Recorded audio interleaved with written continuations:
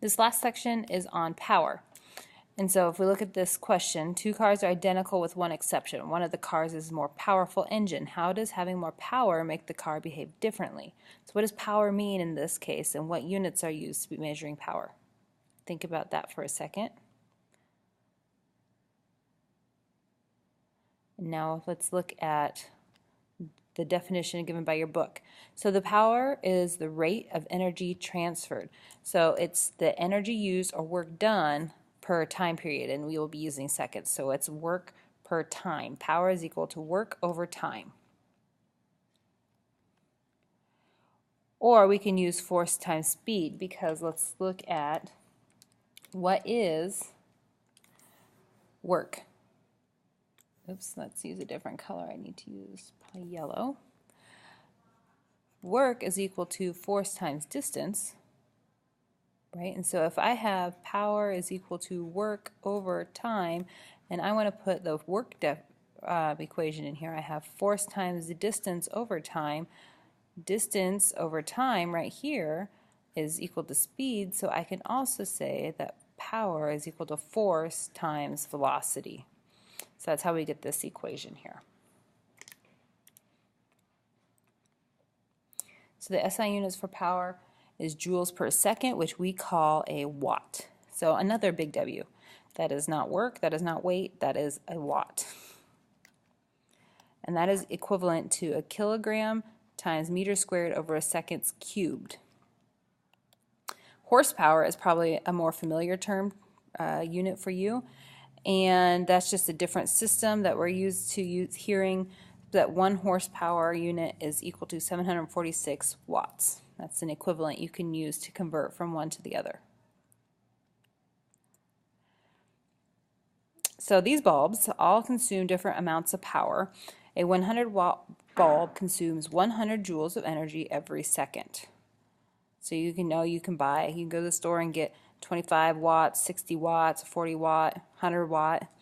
They are all talking about the power that they're using and per second. The work that's done, the energy it uses per second. So let's look at this problem here. We have 2 horses pulling on a cart, and each exerts a force of 250 newtons at a speed of 2.0 meters per second for 10 minutes. So we have our equation. We said power is equal to work over time, but we don't know work. Work is force times distance. We don't know the distance, so we can't calculate work, but we also said that power is equal to force times velocity. So we can take our 250.0 newtons times our velocity is 2.0,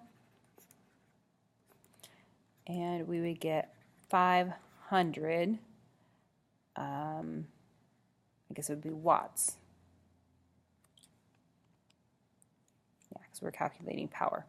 Now, this needs 2 significant figures, and so it's hard to show with 2 zeros where the significant figures are, so the easiest way would be scientific notation. So 5.0 times 10 to the second watts. And that's how much. Okay, so the answer is 1,000, and that is because it says each horse exerts a force. So this is per 1 horse.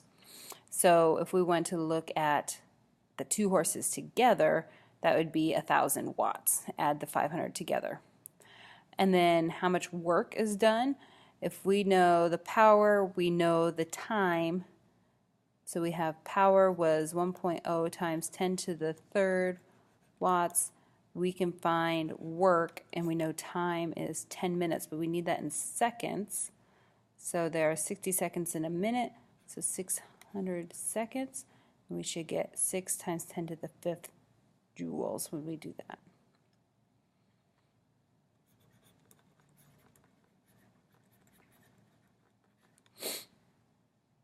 Okay. Here are a couple more problems that you guys can work on.